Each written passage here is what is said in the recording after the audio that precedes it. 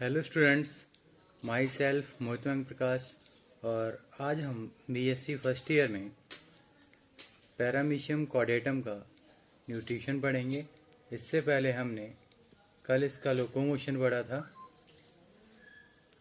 और लोकोमोशन से पहले उसकी इंटरनल मॉर्फोलॉजी और एक्सटर्नल मॉर्फोलॉजी पढ़ी थी, जिसमें हमने उसका बॉडी स्ट्रक्चर, शेप, साइज और ये सब देखा था।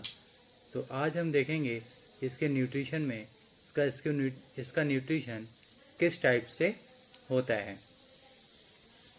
तो न्यूट्रिशन में कितने टाइप से इसका न्यूट्रिशन होता है और इसकी फीडिंग मैकेनिज्म क्या है, हम ये भी देखेंगे। तो आइए देखते हैं न्यूट्रिशन इन पैरामीशियम कॉर्डेटम।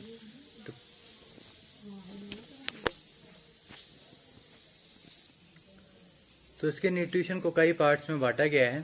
तो पहला पार्ट है फूड। तो इसका फूड कौन कौन होते हैं, आइए देखते हैं। अमीबा की भांति पैरामीशियम भी प्राणी संभोजी यानी होलोजोइक न्यूट्रिशन करता है। इसका मुख्यतः फूड बैक्टीरिया होते हैं जो उस जल में होते हैं जहाँ पर यह रहता है। यह अनुमान लगाया गया है कि एक पैरामीशियम द्वारा 24 आवर्स के पीरियड्स में 20 से 55 लाख बैसिलस कोलाई खा लिए जाते हैं।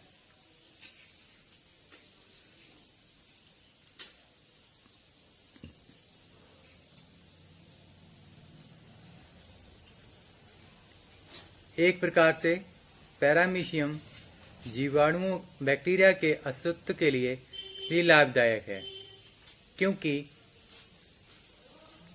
पैरामीशियम द्वारा इतनी बड़ी संख्या में ना खाए जाने पर अत्यंत शीघ्रता से जनन के कारण जीवाणुओं की संख्या यानी बैक्टीरिया की संख्या इतनी ज़्यादा हो जाती है कि वे स्वयं अपनी लाइफ के लिए खतरा बन जाते हैं।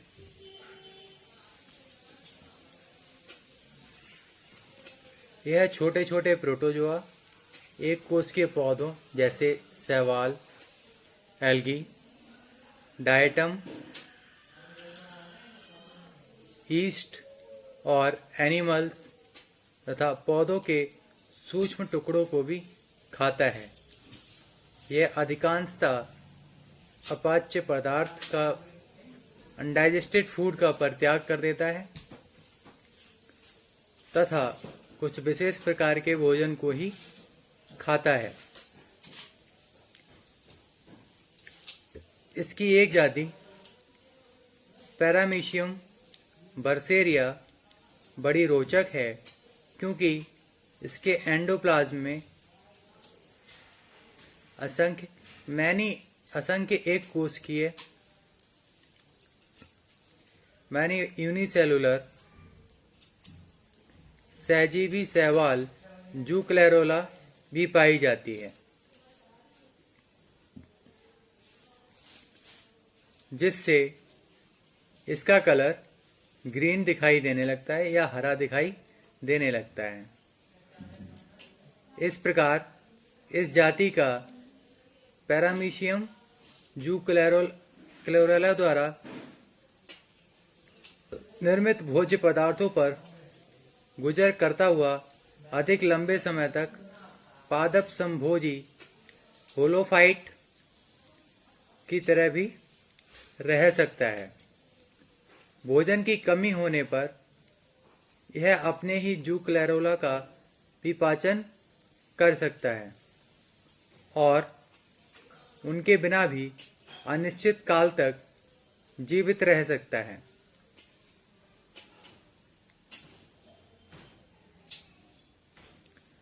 अब बात करते हैं हम इसके फीडिंग मैकेनिज्म की। तो इसकी फीडिंग मैकेनिज्म कैसी होती है, आइए देखते हैं। जिन स्थानों में पैरामीशियम को अधिक भोजन मिलता है, यह तैरकर वहीं पर पहुंच जाता है। इसकी खाद्य सामग्री को पकड़ने का उपकरण अमीबा और यूग्लिना की अपेक्षा कहीं अधिक विशिष्ट है। भोजन मुख गुहिका के अधर तल पर स्थित एक निश्चित कोश का मुख या साइटोस्टोम द्वारा ग्रहण किया जाता है। मुख खांच के यानी ओरल ग्रूव के सीलिया की लगातार कॉन्ट्रैक्शन बीट फूड पार्टिकल्स सहित वाटर की करंट को प्रगाहन की ओर चलाती है, यानी वेस्टिब्यूल की ओर चलाती है। प्रगाहन का पश्चाभी मार्ग यानी सीलियरी रूट फूड पार्टिकल्स को फेरिंक्स में भेजता है। मास्ट 1947 के अकॉर्डिंग इस वाटर करंट में अनेक प्रकार के पार्टिकल्स वेस्टिब्यूल में आते हैं, परंतु केवल छटे हुए ही कण मुख गुहिका के अंदर पहुंचते हैं तथा शेष को अस्वीकृत करके बाहर डिसॉल्व कर दिया जाता है।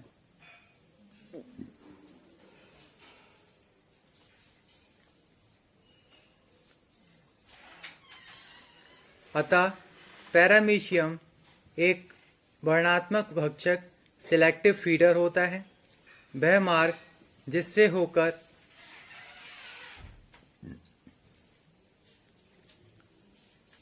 सिलेक्ट किए हुए फूड पार्टिकल्स को सीलियरी प्रोसेस आगे बढ़ाती है, उसे सिलेक्शन पाथ कहते हैं, और वह जिसके द्वारा रिजेक्ट पार्टिकल्स को वेस्टिब्यूल से बाहर निकाल दिया जाता है उसे अस्वीकरण मार्ग या रिजेक्शन पाथ कहते हैं।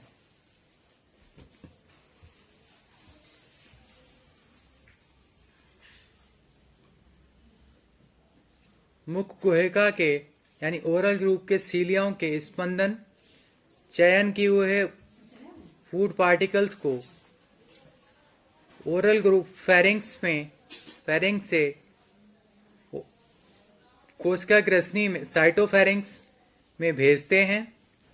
अब फूड धीरे धीरे साइटोफेरिंक्स की बेस पर एक रिजर्वायर में कलेक्ट होने लगता है, जो बाद में एक फूड वैक्यूल बनकर अलग हो जाता है। इस फूड वैक्यूल बनने के बाद 1 से 5 मिनट के अंदर ही दूसरी फूड वैक्यूल की फॉर्मेशन हो सकती है।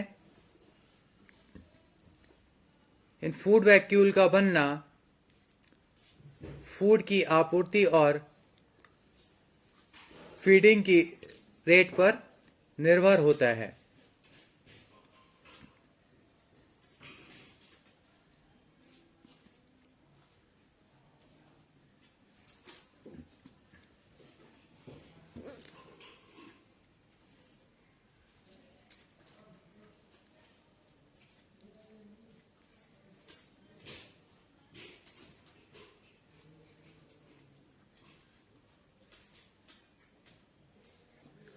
अब हम इसका डायग्राम देखेंगे जिसमें फूड पार्टिकल्स वाटर करंट के साथ अंदर कैसे जाते हैं और जिसमें हम उसका सिलेक्शन पाथ और रिजेक्शन पाथ क्या है ये भी देखेंगे। आइए तो हम इसके डायग्राम को देखते हैं। ये देखिए, ये ओरल ग्रूव और ये वाटर करंट जिसमें कि फूड पार्टिकल्स वाटर करंट के साथ धीरे धीरे स्लो मोशन में अंदर जाते हैं। Water current with food particles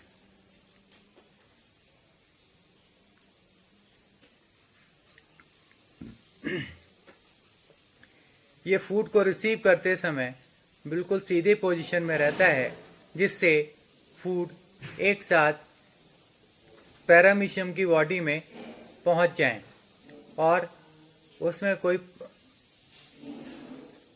रुकावट ना आए। अब water current with food particles, जब फूड पार्टिकल्स वाटर करंट के साथ पहुंचते हैं तो सबसे पहले वह वेस्टिब्यूल में पहुंचते हैं।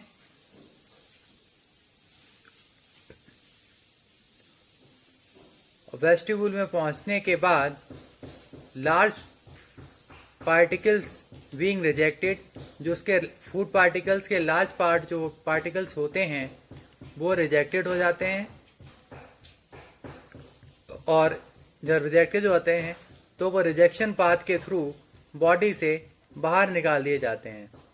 ये small food particles being ingested, और स्मॉल फूड पार्टिकल्स अंदर चले जाते हैं।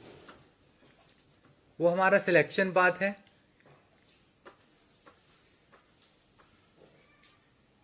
और ये बकल कैविटी में रिजेक्शन पाथ होता है। सिलेक्शन पाथ भी हमारा बकल कैविटी में होता है, और इसमें सीलेटेड बैंड्स होते हैं, और इसमें वेस्टिब्यूल बकल कैविटी के अलावा माइक्रोन्यूक्लियस और मैक्रोन्यूक्लियस भी प्रेजेंट होता है। और इसके वेस्टिब्यूल से साइटोस्टोम होता है, और साइटोस्टोम से ही फूड वैक्यूल की फॉर्मिंग होती है, और इसके वेस्टिब्यूल से पोस्ट बकल फाइब्रिल्स निकलते हैं, जिनसे इनकी फॉर्मेशन होती है। तो पैरामीशियम सीलरी प्रोसेस द्वारा वाटर करंट को मुख्य गुहिका में खींचकर भोजन कणों को प्राप्त करता हुआ। इसका डायग्राम आप देख लीजिए और सही से बना लीजिए। आज के लिए बस इतना ही। Thank you.